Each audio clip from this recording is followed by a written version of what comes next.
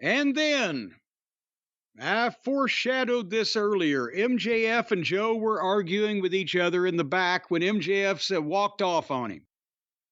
And he's walking down the hall and he sees one of the goons, Devil's Goons ski masks on the floor outside a locker room door. And he looks up and on the locker room it says the Mogul Embassy. They're still moguls, even though, what was that fat guy that said motherfucker?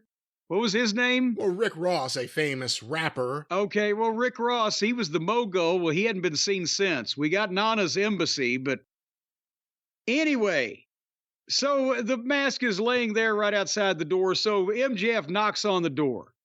Nana opens the door. MJF jacks Nana up against the wall. Swerve comes out, and MJF lets Nana go.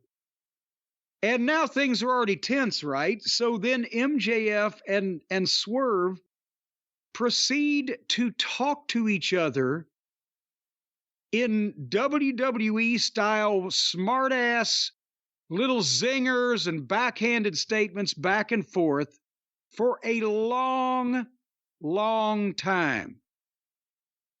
And the one thing you remember MJF may have said, he said, well, the thing is there's levels to this shit and you're not on mine. Where did we just hear that? They're stealing, MJF is stealing now from the WWE show? They just said that last week. And here's my bottom line on this. They finally got me to fast forward an MJF promo. I couldn't take this. It wouldn't stop. And it was too insincere and phony.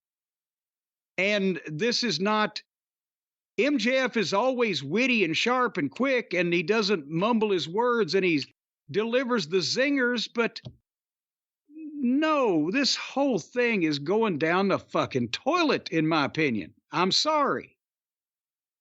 It was intriguing, the idea of them interacting. Again, we got a lot of the backstory while they spoke to each other with the camera right in front of them. Yes, about how they used to ride up and down the road when they were in the Indies together, thinking they were going to make it, and blah, blah, blah. Ah, goddamn, I've heard that before, too. I forgot his name was Shane.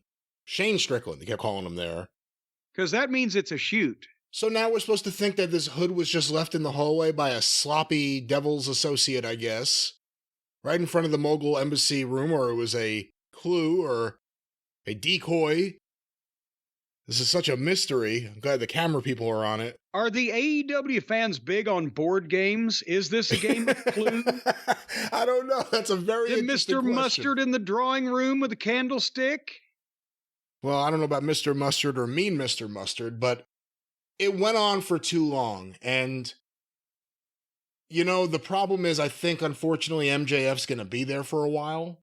And I say unfortunate because much like I'm going to assume he heard from John Cena when he just saw him on the red carpet, or that he hears from any of these guys that he meets, I feel the same way. He should be in WWE.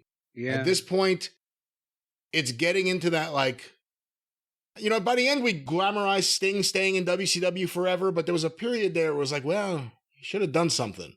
Yeah. And MJF is getting dragged down by this company right now, and he's a bigger star than anyone they have there, and they're overexposing him in the wrong ways. Yeah, trying to float all the other boats. He's putting holes in his hull. Aha! Ahoy, matey! See? I can top Tony and his pirate friend.